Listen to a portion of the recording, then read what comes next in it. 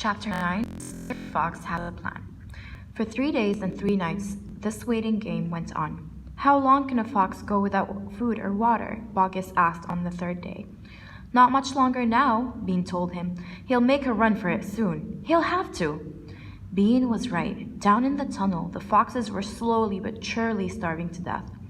If only we could have a tiny sip of water, said one of the small foxes. Oh, Dad, can't you do something? Couldn't we make a dash for it, Dad? We'd have a little bit of a chance, wouldn't we? No chance at all, snapped Mrs. Fox.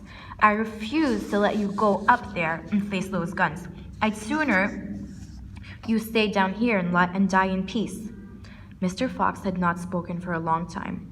He had been sitting quite still, his eyes closed, not even hearing what the others were saying. Mrs. Fox knew that he was trying desperately to think of a way out. And now, as she looked at him, she saw him stir himself and get slowly to his feet. He looked back at his wife. There was a little spark of excitement dancing in his eyes. What is it, darling? Said Mrs. Fox quickly. I've just had a bit of an idea, Mr. Fox said carefully. What? They cried. Oh, Dad, what is it? Come on, said Mrs. Fox. Tell us quickly. Well, said Mr. Fox. Then he stopped and sighed and sadly shook his head. He sat down again. It's no good, he said. It won't work after all. Why not, Dad? Because it means more digging, and we aren't any of us strong enough for that after 3 days and nights without food. Yes, we are, Dad, cried the small foxes, jumping up and running to their father. We can do it. You see if we can't. So can you.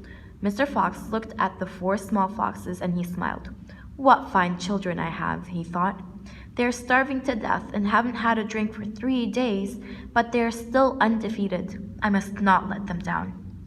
I suppose we could give it a try, he said. Let's go, Dad. Tell us what you want us to do. Slowly, Mrs. Fox got to her feet. She was suffering more than any of them from the lack of food and water. She was very weak. I'm so sorry, she said, but I don't think I'm going to be much help. You can stay right where you are, my darling, said Mr. Fox. We can handle this by ourselves.